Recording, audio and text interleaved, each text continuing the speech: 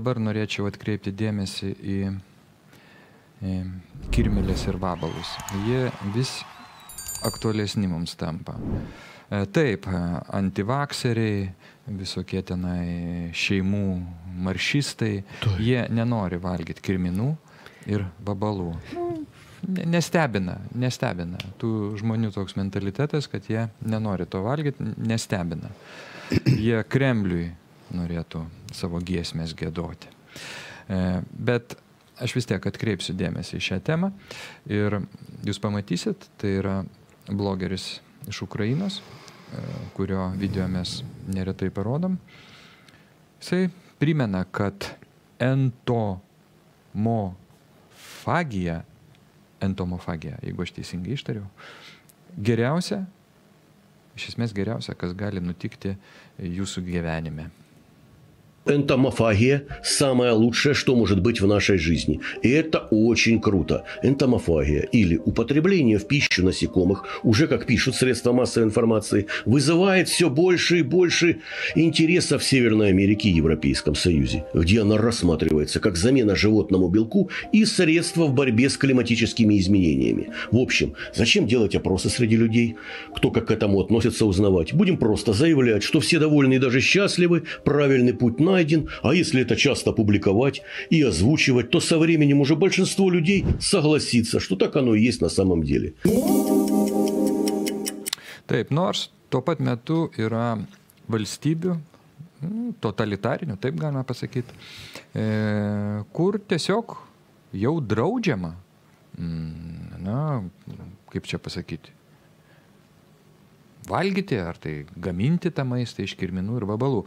Tokia valstybė yra Kataras, čia kur neseniai pasaulio futbolo čempionatas. Kur nepripažino tų visų spalvotojų džiaugsmo partijų? Katare patvirtintas draudimas dėl tų, reiškia, kirmėlių ir vabalų maisto, bet нестабина, irgi нестабина. Государство Катар подтвердило у себя запрет на употребление насекомых после того, как их добавили в список разрешенных продуктов. Они там ссылаются на религиозное мнение, но заявили о запрете в Министерстве здравоохранения Катара, что уже довольно интересный факт. Į Katarą irgi galėtų nuvažiuoti Gabrielius Landsbergis. Siūlau 11 sankcijų paketą Katarui.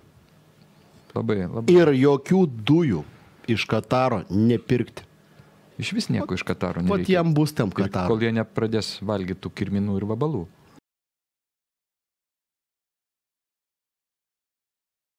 Šį kartą paliesiu klausimą įvairių bjaurasčių, kuriuos kažkodėl tokie keisti žmonės bando dėti į skrandį klausimą. Ir tai labai susišaukia su medicinos prestižu. Prieš gerą mėnesį maždaug nuvilnijo socialiniais tinklais daug informacijos apie įvairiausių lervų, vabzdžių dėjimą į maistą. Ir mėnesiuką tikėjausi reakcijos nors vieno žmogaus truputėlį raštingesnio, būtent šitų maisto ingredientų kabutėse klausimais. Jais pasisakydavo maisto ir veterinarijos tarnyba. Tai yra tradiciškai veterinarių klausimas. Ir veterinarai, noriu pasakyti, yra patys mieliausi žmonės medicinoje. Anksčiau aš galvojau, kad galbūt yra pediatrai, nes tokie vaikučiai, jų pacientai, jie patys taip truputėlį juokingai suvaikėja, matyt, nuo tos tokios mimikos ir bendravimo su vaikais, bet veterinarai jie dar yra mielesni, matyt, tie jų pacientukai, tie gyvūnėliai, tas jų atsidavimas, ištikimybė, ta tokia besąlygiška meilė, tikrai jūs, mėly veterinarai, daro labai labai maloniai žmonėm. Kiek yra tekę bendrauti, kad ar tai esu jūsų klientas, tai yra jūsų klientų šeimininkas, ar tai jūs pas mane ateinate tikrai patys geriausi prisiminimai. Dėl to man labai keista, kad jūs šito klausimo tylite. Nejaugi medicinos aukštos galvos dar nesuprato socialinių tinklų įtakos. Nejaugi jūs nesupratot, kad internetas, socialiniai tinklai seniausiai yra nukonkuravę bet kokią televiziją, bet kokį laikraštį. Ir kad reikia reaguoti į tai, kas ten darosi, nes mes vėlgi atrodom kažkokį tai nevykėliai. Medicina toliau yra tolinama nuo visuomenės. Tikrai medicina nepasirodė aukštumoje, švelniai kalbant, tos feikinės viruso aferos klausimų, kada visas tas marketingas covidinės isterijos buvo atiduotas kažkokiam neaiškiam žmonėm, kažkokiam neaiškiam rezidentam, visuomenės sveikatai, bet gydytojai, tie, kurie turėjo pasisakyti, kurie yra gydytojai su antpečiais, jie kažkodėl tylėjo. Dabar lygiai panašiai tas pats. Taigi tai, ką mes dedame savo į skrandį, argi tai nėra susijęs su sveikata. Ir dabar žmonės tikrai laukia kažkokio tai autoritetingo mediko nuomonės, bet jos nėra. Mėly veterinarai, jūs nebijokite kažko tai pasakyti. Aš taip netgi prisimenu, kad yra kažkoks mokslo rūšis apie maistą. Net taip ir vadinasi, maisto mokslas. Aš galvoju, gal aš kažką painioju, bet pasižiūrėjau tikrai. Universitete yra maisto mokslas, bakalaurinė programa, 3,5 metų. Ir nieko negirdėti iš tų žmonių. Tai yra studentai, bakalaurai, yra jų ruošimas ir jų dėstytojai. Mėly dėstytojai, gal jūs nors žodį tarkite, tai yra įdomu žmonėm.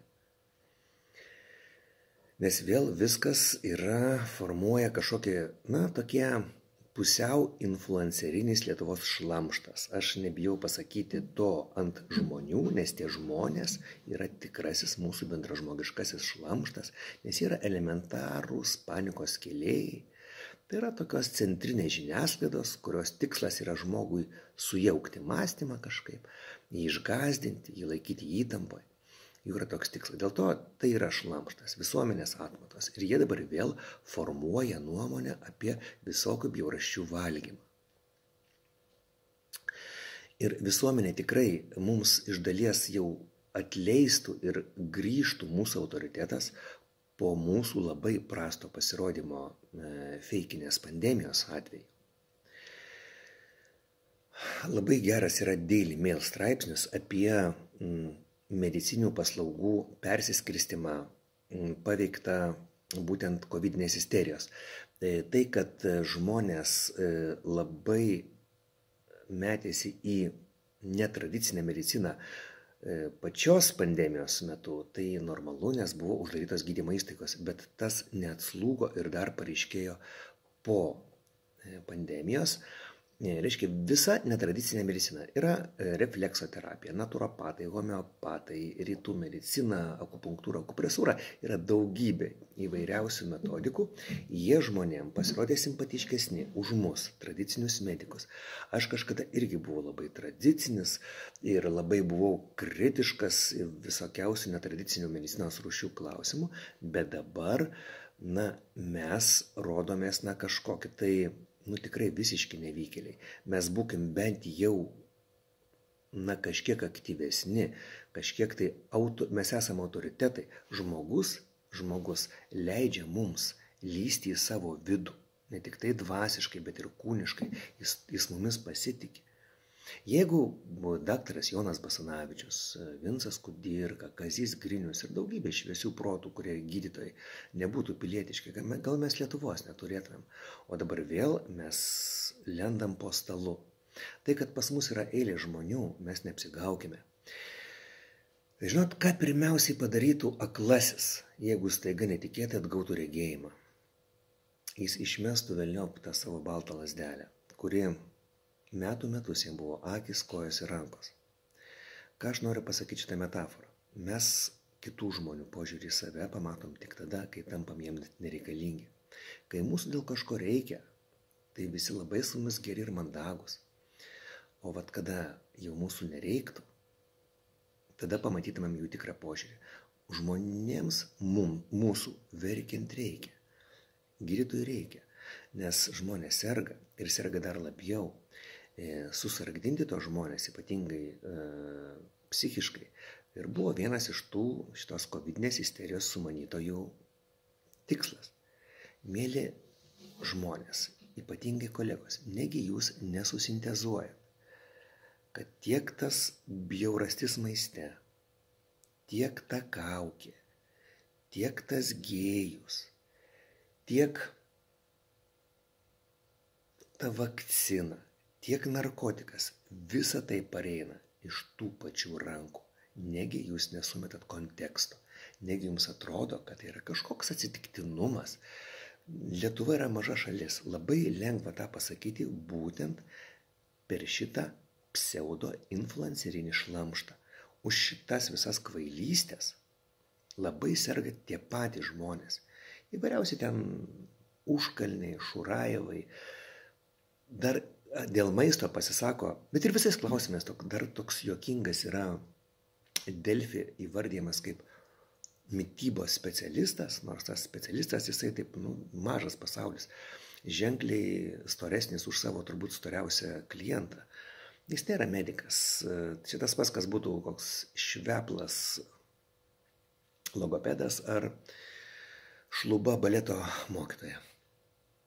Tai va, jie kažkaip turi nuomonę, o veterinarai nei vienas nepasisakė iš to klausimu. Na, pasisakykit, gal tai yra tikrai, gal valgyti tą kažkokią lervą ar vabzdį, ten musės susišluoti nuo palangės ir suvalgyti gal tikrai yra gėris, gal mums to ir te trūksta. Kodėl jūs nieko nesakot? Kodėl ar medikam visiems yra eksplantuotas kažkoks tas pilietinės drąsos genas ir jie tokie pelės po šluotą, nulenkia galvas įdubusiam krūtinėm, nes bijo, kad kažkoks tai Gabrielium sergantis kolega ar pažįstamas tave pavadins putinistu. Jūs nesibaimikit, mane ploja labai dažnai, mane skundžia Šimonytės komjaunuoliai visiems iš eilės, aš nespėju teisintis ir rašyti pasiaiškinimų. Labai sujaudina mano visus darbdavius, bet kokią informaciją. Aš kaip matau dabar esu sąmoningai be medicinės aprangos, būtent kad nedirginti jautrių savo darbdavių nervukų. Mėly veterinarai, mėly maisto mokslo atstovai, paaiškinkit žmonėm. Bent jau žmonių daktarai, klausimas, ar jie pasikeis. O jūs dar galite tikrai gražinti bent dalį medicinos prestižo į buvusį lygį. Būtent vabzdžių, lervų ir kitokių nevalgomų bjaurasčių pasisakymų šitais klausimais. Tai ne mūsų maistas. Karo metu žmonės išsiganydavo karvutę miške.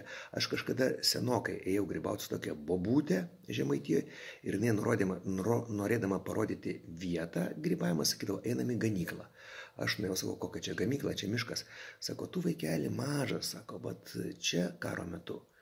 Mano mama karvę augino, kad vokiečiai nepamatytų. Ir žmonėm užteko to maisto, o dabar mūsų mažėjančiai populiacijoje, su dabartiniam technologijom, užsiauginti kiaulytę, karvytę jau reiškia nėra galimybės. Turim valgyti kažkokias šlykštynės, kurias mums brukte bruka dabartinė sisteminė, psichiškai sutrikus Lietuvos valdžia. Ir kodėl jūs norit tam pasipriešinti? Nors truputėlį. Grąžinti žmonėms viltį. Mėly Lietuvos žmonės, truputėlis skaičių magijos. Pirmosiamis dozėmis nuo COVID pasiskiepijo 1,8 milijono Lietuvos gyventojų. Dar žmonės tikėjo kažkokiu tai truputėlį gėrio pergalę. Ir tiesiog negalvojo, kad taip šlykščiai juos bando išmaudyti. Antrąją dozę pasiskiepijo 850 000. Tai yra tie, kuriuos tiesiog išprievartavo. Apkvailino arba išprievartavo. Žmonės norėjo kažkur eiti pasimokyti, eiti į krautuvę, kažkur nuskristi, pasportuoti. Tiesiog juos išprievartavo. Ketvirtąją dozę, kada jau tas idiotiškas galimybių pasas neveikė, pasiskiepijo 35 Lietuvos žmonės. Atsiprašau, 35 000. Tai yra, labiausiai nuo proto nušokę vargšai, labiausiai panikos pažeistom smegenim. O kiti, tiesiog labai įžūliai įkalbinėjami savo gydytojų. Aš gavau pranešimų tikrai garbės nedarančių, kai kurie šeimos daktarai, ir ne tik šeimos, labai agresyviai žmonės bando įkalbėti vakcinacijai, kas tikrai yra labai žemas lygis ir labai mūsų prestižą menkina. Tai Lietuvos žmonės, aš jums gražinu viltį, tų visiškai nuo proto nušokusių yra labai labai mažai. Tik tai jų pusėje yra mūsų padugninė žiniasklaida. Ir dėl to jų atrodo daug, jų balsas atrodo girdimas, bet jų yra nedaug. Ir jie patys vaikšto pas psichiatrus, pas psichoterapeutus, jie turi cheminių priklausomybių. Dėl to, mėly veterinarai, grąžinkite, prašau, medicinai prestižą. Ačiū.